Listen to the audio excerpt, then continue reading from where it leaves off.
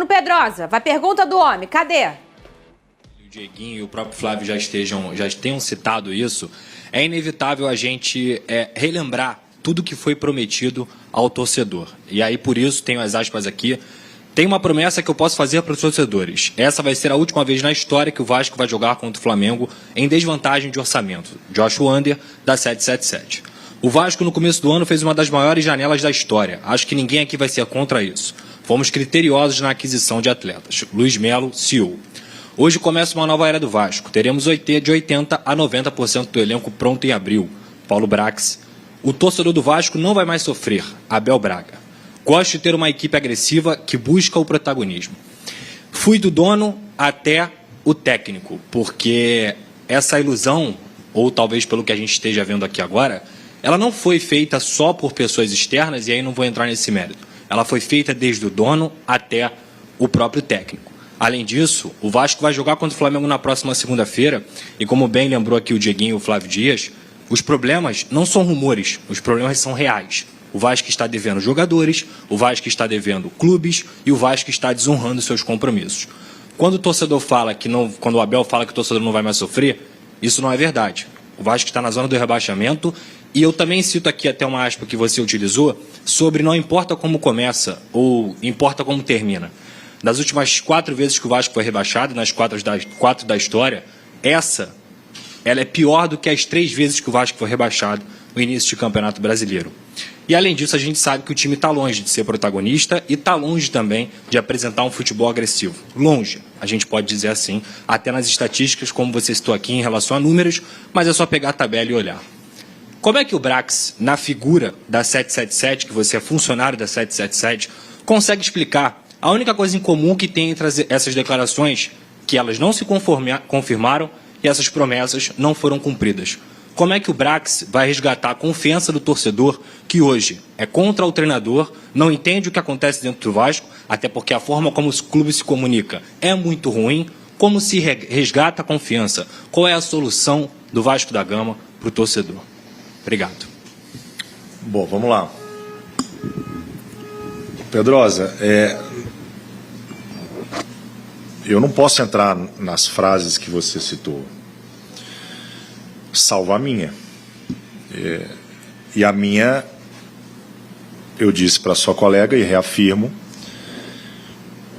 que eu entendo que 80% do elenco está montado. Falta 20%. E o elenco montado também não significa que ele vai ter uma performance imediata. São duas coisas diferentes. Uma é o que você planeja, outro é o que acaba acontecendo. E é por isso que, quando a gente tem a oportunidade de analisar o que foi planejado e ver que houve alguns erros no planejamento, a gente corrige. Eu acho que essa que é a inteligência mínima que se espera de quem tem um objetivo dentro do clube. Isso vai ser feito. Isso já está sendo feito. Eu não posso entrar nessas promessas, até porque a minha era uma promessa de número e esse número ele está cumprido, mas a promessa de ser um time competitivo e de ter um ano sólido, a gente tem tempo para poder apresentar para o torcedor. A gente tem tempo para isso. A análise desse ano, comparativamente a outros, nos serve de mais alerta ainda. Não quero fazer fantasma nenhum, não quero trazer fantasma nenhum para cá, mas vamos pegar isso como mais um alerta para a gente. Vamos pegar isso como mais um item para a gente trabalhar mais, para evitar que aconteça o que aconteceu nos outros anos. Porque o número frio, ele pode, se a gente pegar o campeonato do ano passado, nesse momento, não necessariamente os 4 que estavam ali embaixo terminaram lá embaixo. No ano anterior, não necessariamente os 4 que estavam nas últimas colocações, na 8ª rodada, terminaram na última colocação.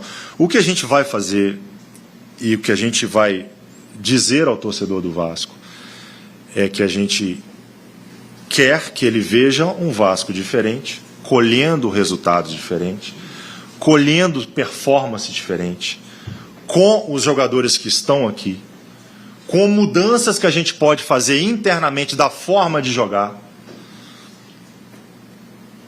o quanto antes.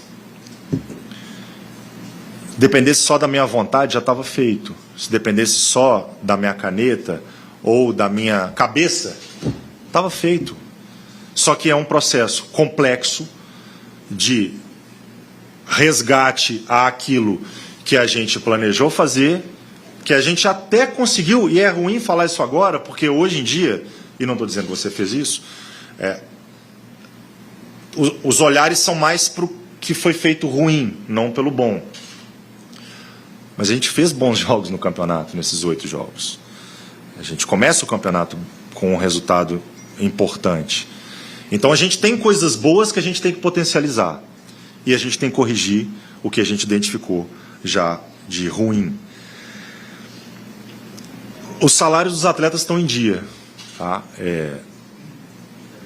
Em relação às dívidas, em relação às inadimplências, eu não sou a pessoa adequada para falar.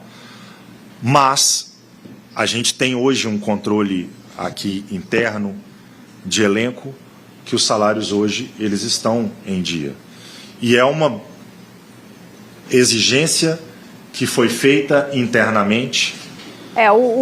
Desde que se iniciou o trabalho. Daqui a pouco o Pedrosa vai... Porque a gente faz um programa de TV, e o programa de TV tem tempo, né, Vini? Claro, porque na internet a gente consegue fazer um podcast, uma coisa com 3 horas. Acontecendo. E tem uma que eu preciso te corrigir. Eu não sou funcionário da 777, sou funcionário do Vasco, tá? A 777, até tinha esquecido de anotar isso aqui. Porque tem pessoas que fazem essa confusão. Foi bom você ter citado. Eu sou contratado dentro de um processo da 777. Só que eu sou funcionário do Vasco. Minha carteira é assinada pelo Vasco. E meu vínculo não é com um grupo. E aí, ô Venê, o que o Pedrosa sempre traz aí, um caso que é pior, que é a situação envolvendo o Jair, que o Vasco também está... Em relação ao Vasco, por exemplo, na negociação de um Andrei... Hoje na zona de rebaixamento, disputando apenas o Campeonato Brasileiro e eliminado na Copa do Brasil pro ABC dentro de casa. Mas você lembra que quando o Vasco estava acontecendo no início do ano, claro que no Campeonato Carioca, que a gente sabe que é um campeonato que não pode servir muito de parâmetro nem para o positivo e nem para o negativo, mas acaba acontecendo. Sim. Qualquer regional no Brasil... Derruba treinador. Derruba treinador e você começa a ter um otimismo, às vezes, que não deveria ter. O Vasco, a gente cita até aqui. Ih, gente, meu telão custa caro, meu telão. Ah, melhorou. A face do VAR tá tão ruim que o telão tá piscando. Para! A gente viu o Vasco até com uma boa construção. Lembra que a gente citava aqui, poxa, se a gente for olhar, 7 peças desse atual time titular são peças que chegaram nessa temporada, o Vasco apresentando até um bom futebol. E aí a eliminação do ABC, ela parece que cria uma ruptura naquele crescimento do Vasco. Eu não sei se você fez essa leitura, mas é que eu tô fazendo. Entra no Brasileiro com o Palmeiras, com o Atlético Mineiro, com jogos até empolgantes para o seu torcedor, mas que não são o suficientes. A gente não pode usar esses 2 jogos como um recorte para 8 jogos em que o Vasco não vence. Exatamente. Eu tô com você nesse discurso aí. Eu acho o seguinte, o começo de temporada era um começo assim otimista para o torcedor vascaíno pelo que foi apresentado no Campeonato Carioca. Óbvio que o Campeonato Carioca não deve servir como padrão. Fato é o seguinte, chegou um determinado momento que o time começou a cair e não resgatou mais a confiança. Eu acho que é aí que entra o Maurício Barbieri, que é aí que ele tem que resgatar a confiança dos jogadores. Porque se a gente for fazer uma análise do elenco do Vasco, não é um elenco ruim. Não é. Não é para estar onde está.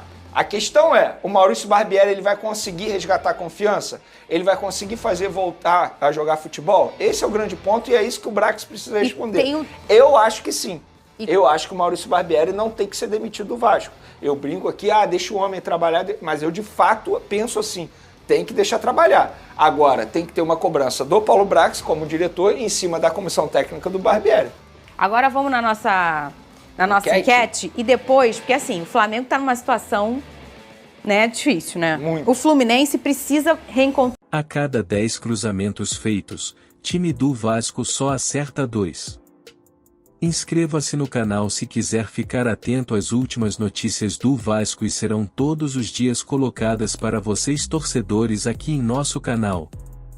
Para quem não sabe, ao analisar o desempenho do time do Vasco nas últimas partidas, um levantamento preocupante foi revelado: a cada 10 cruzamentos feitos, apenas 2 foram certeiros.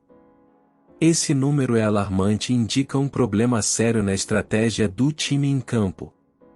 Como torcedor do Vasco, ficamos preocupados com essa estatística e esperamos que a equipe encontre soluções para melhorar essa forma de jogo.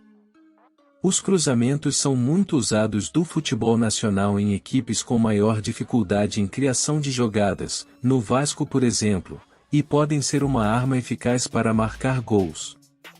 A taxa de acerto é tão baixa quanto a do Vasco, eles podem se tornar uma fonte de preocupação. Na minha opinião, essa forma que o Vasco usa para atacar seu adversário à base de cruzamentos não tem dado muito certo e pode ser exatamente por isso que a equipe não consegue vencer no Brasileirão.